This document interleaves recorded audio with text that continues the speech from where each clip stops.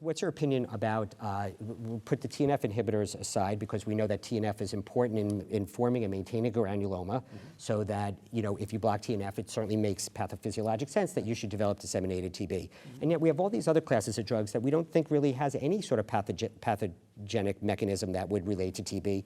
And in fact, with one of the IL-23 inhibitors in one of their clinical trials, they allowed patients who had latent TB not to get prophylaxed with drug and still maintain in the trial, and none of them developed disseminated TB. Clearly off-label, it's clearly in the label that we need to be at least checking for a TB. Right, so that's actually true of all of the IL-23s.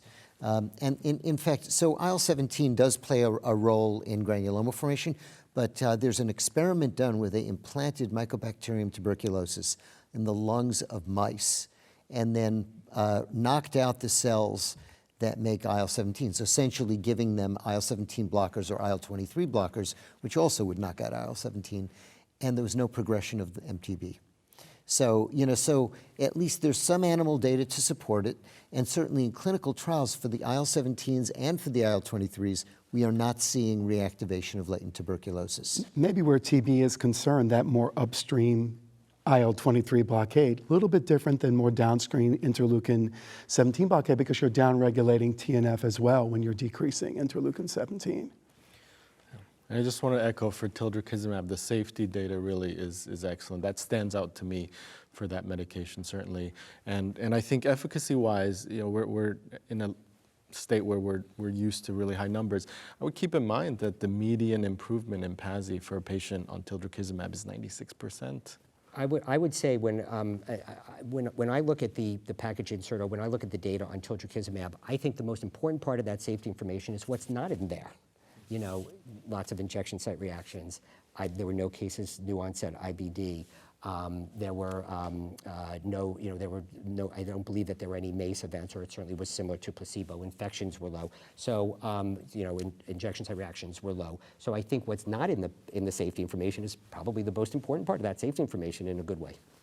And I think weight too. I mean, this is a drug that I think actually performs well, even perhaps even at some of the higher weights, and that's been my experience in patients on Tildra as well. Yeah, and the data supports that. We're actually going to talk about that in a minute. But I will say from your comments, Scott, one of the real standouts was they picked week 12 as an endpoint. Anyone would have looked at that data and said, at least go to week 16.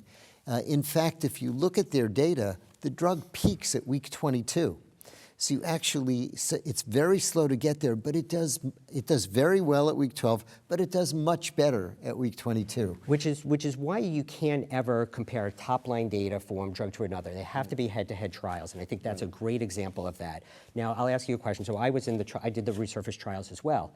So, I think my last patient just finished the trial. I've certainly had patients on that drug for 5 years. So it's relatively new to the market, but it's really not new. I think the transition from Merck to Sun sort of got it caught up a little bit in terms of coming to the market, but I probably have patients on that for almost 6 years now.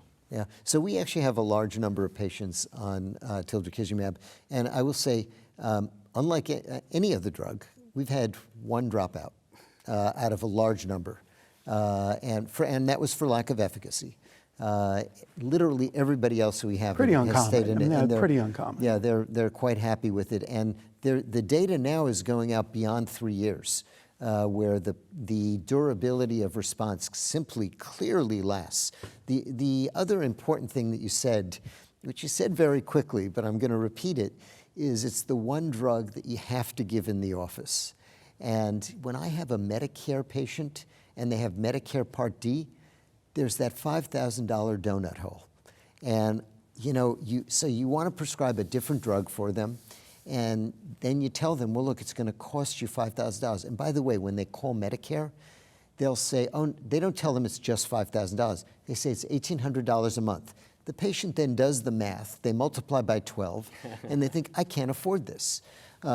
I explained to the patient that it's just $5,000 and then 5% of the cost of the drug. So maybe it'll come to, $7,000 or $8,000 or $9,000 for the year. And that's for all their drugs, but the patients will not do it. So for Medicare patients, it's almost a knee-jerk response. I'm going to an IL-23 blocker that can be given in the office because it saves them a lot of money. And that really is a huge source of my IL-23 patients. So other comments about Tildrakizumab?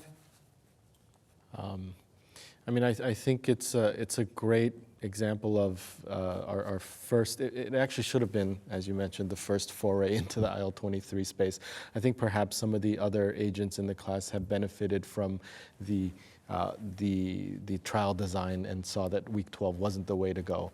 But certainly I think in terms of long-term efficacy, durability, safety, it's a great medication. For patients, you know, we'll I think talk about comorbidities and other factors to think about, but when you start to look at the relapse data also, you start to talk about patients who, even after stopping the drug, keeping their clearance out to half a year or more after the last injection. I think that's really important, especially for some of our patients, women of childbearing age. We have a couple of strategies to deal with them, but I think by and large, in terms of that class effect, IL-23 has a good lasting efficacy, and we do see that with Tildrakizumab. Which I think is an extremely important statement from a clinical standpoint, because we were just talking about live vaccines and, you know, do you really need to stop them? And, you know, that we do because that's what's in the label.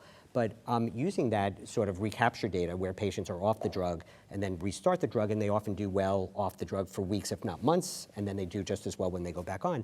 I think that's very important clinically, because it makes me very confident that I could say, be conservative in my recommendations, and say, sure, stay off this drug, get your surgery done, or get your live vaccine or whatever, because I know they're going to be doing well for weeks, if not months, and then they'll be able to, they'll do well for weeks, if not months off the drug, and they'll do just as well when they restart it. So I think that recapture data, for me, clinically, is very relevant. So thanks for bringing that up. I would also add in that there are some cardiometabolic factors that were also evaluated in a post-hoc analysis for Resurface 1 and Resurface 2. Yeah, why don't we talk about those, and then we'll talk about the other drugs, 'cause Right. that was striking.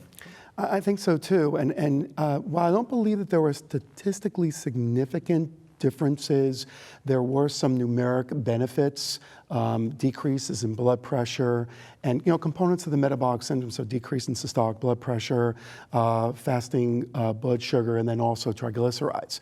And I think that's important. So it's kind of another discussion that's very similar to some degree in the TNF story. And managing our comorbidities. So I think more needs to be done, of course, clearly, but I think that those are very important factoids. Yeah, I would say, you know, fascinating to me that those decreases occurred with the approved dose, the 100 milligram dose. With the 200 milligram dose, they didn't.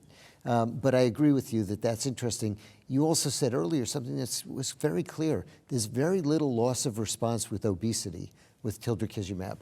And we'll talk about the other IL-23 blockers too, but with Tildrakizumab specifically, very, very similar responses in obese patients as in non-obese patients.